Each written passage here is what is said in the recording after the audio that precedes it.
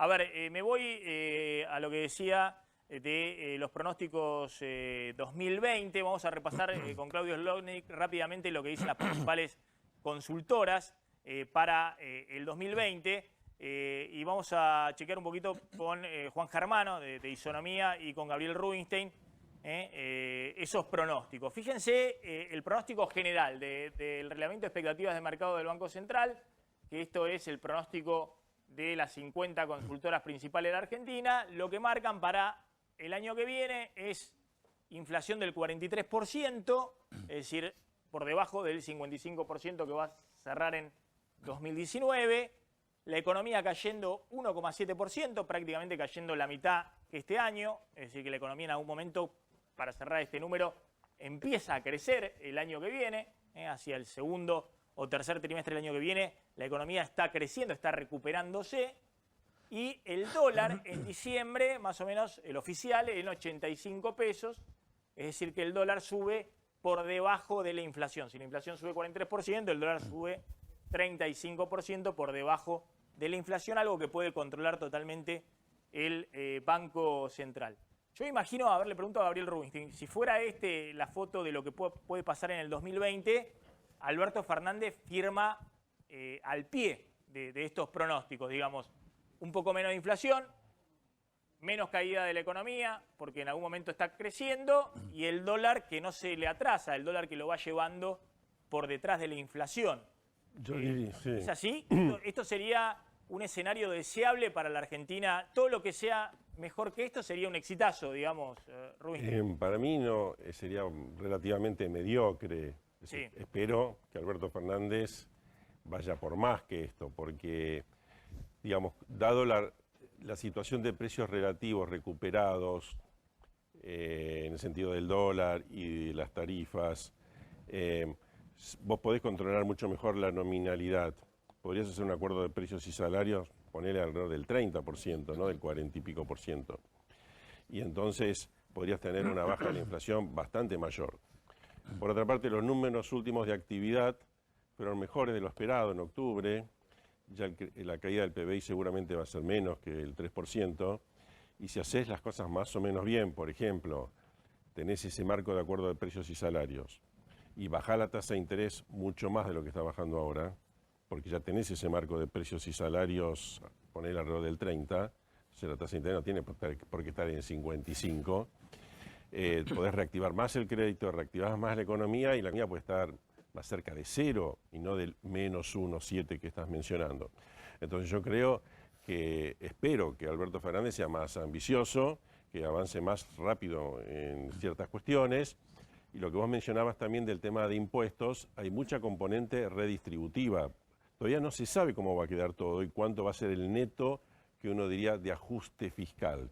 Es decir, lo que le sacás por un lado a la sociedad y le devolvés por el otro. Claro, por ahí es medio punto. Le sacás a uno, le devolvés a otro, pero en el medio supone que el Estado se va a quedar con un ahorro. Claro, por ahí suponete que el año pasado, el 2019 termine con 0,7 de déficit primario. Por ahí el año que viene, haciendo estos ajustes, termina en -1 y estás más o menos ahí y no hay un gran ajuste fiscal neto. Lo que hay sí es una importante redistribución de sacarles a uno para darles a otro, con los pros y contras que eso pueda tener. Pero volviendo a la idea de que a lo mejor no tenés en el neto algo que sea tan recesivo. Por ahí es moderadamente y lo podés superar o contrarrestar fuertemente si tenés una muy buena expansión del crédito y si los salarios reales crecen un poco por encima de la inflación.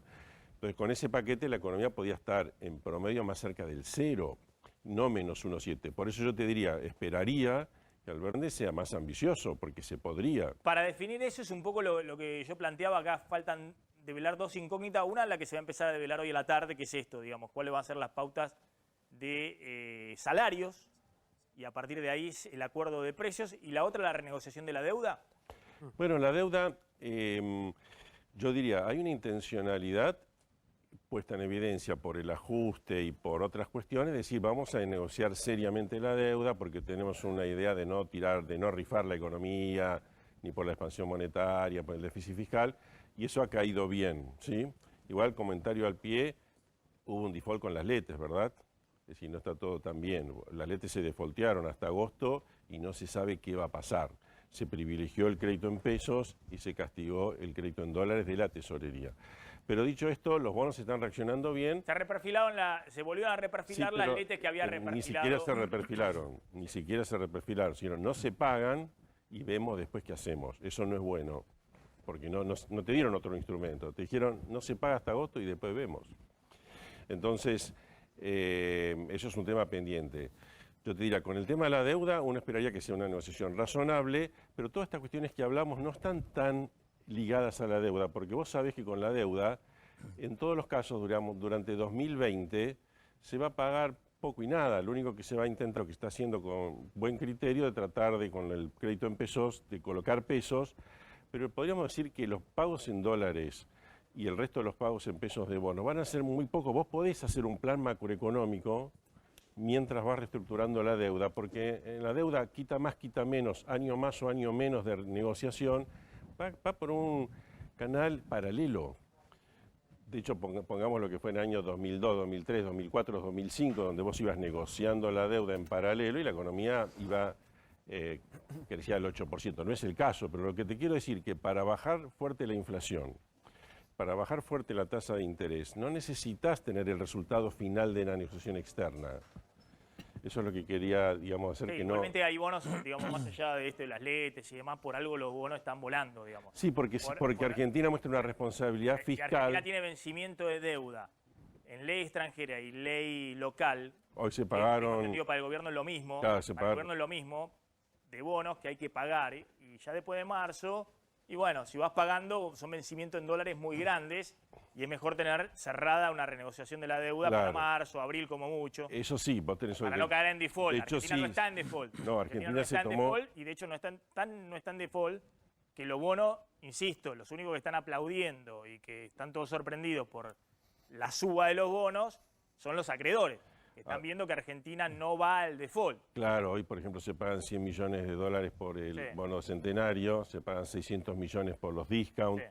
Que en un momento podían haber estado en tela de juicio, entonces hoy el gobierno va pagando mientras va negociando, se espera que la negociación no sea sangrienta, todo eso evidentemente ha ayudado porque siempre dijimos, lo dijimos acá varias veces, que estaban valuados los bonos en escenarios demasiado agresivos.